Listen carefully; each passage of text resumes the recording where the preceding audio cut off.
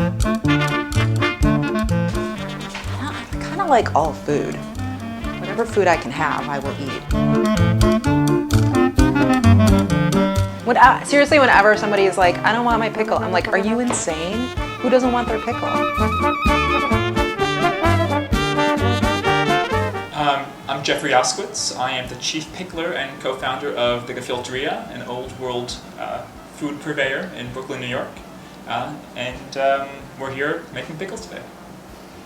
I'm Jami Attenberg. I'm the author of The Middlesteins, which is a book about a Midwestern Jewish family and food.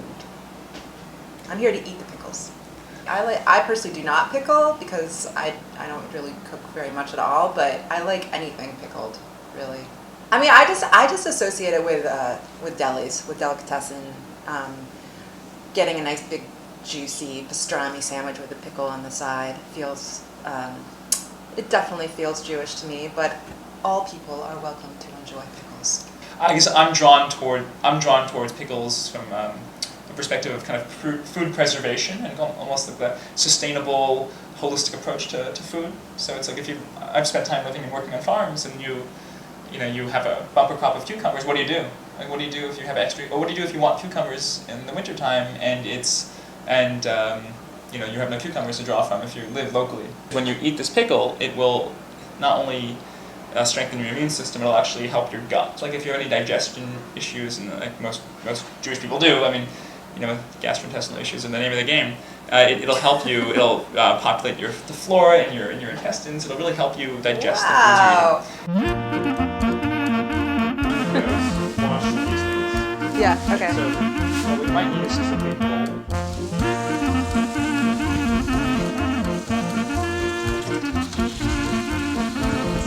This is really why I can't cook, is because I would end up talking too much. I'm like really good to have as an assistant, because I'm especially if there's wine, like a glass of wine, I'm really good entertainment while you cook. So can you do me a favor, can you get us 1 cup of salt? I think that's the most important thing, is you make your food with love. Yeah. That's my theory. It's called the Jewish MSG. Okay, so we got a chili, we got our peppercorns, our bay leaves, cinnamon, we have mustard seeds, we have garlic, we have dill, cucumbers, and we have our green beans. It's kind of a free-for-all, we could go as simple as just dill and garlic. No, complicated, make it complicated. Okay, we can go more complicated. Yeah. I know cinnamon is an aphrodisiac, it's mentioned in the book. Let's get some of that cinnamon in there. Okay, great.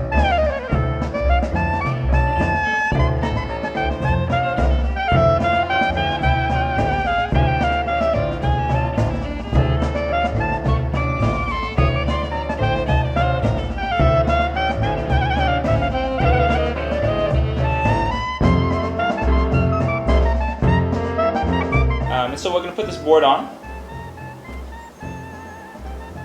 and that pretty much keeps everything down. I mean, when you make sauerkraut, It does smell really good now. so now you smell the pickles, right? Do you want to put the cloth on top? Yes, I can put a cloth on top. So we're doing this just to keep dust out, Yeah. and we're going to put it aside and wait a few days. I mean, that's We're done. We did it. We did it. We did it. Should we get a high five? Yeah. Can you make it slow motion? Should we look there and do a high five, or should we look at each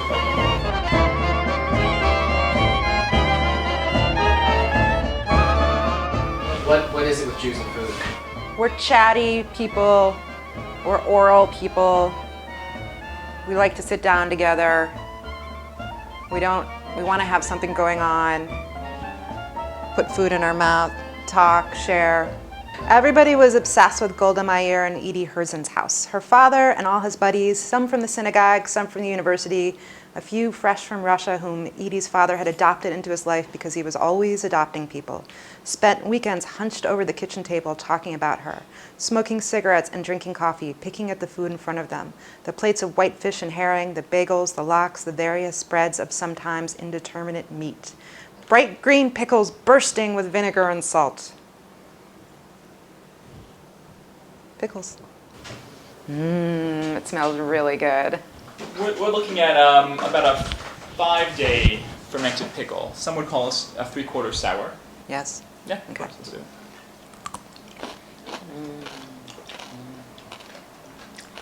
feel very content now. You know, it's an obese character in the book, and she's definitely out of control, but she's still. I don't want to say that food is bad because it isn't, and I wanted to write about things in a very passionate way. So there's sort of this line of passion and excess in the book, but I love it too much to do food a disservice, to not make it sound good. No, this was good. I'm not guilty. I love it.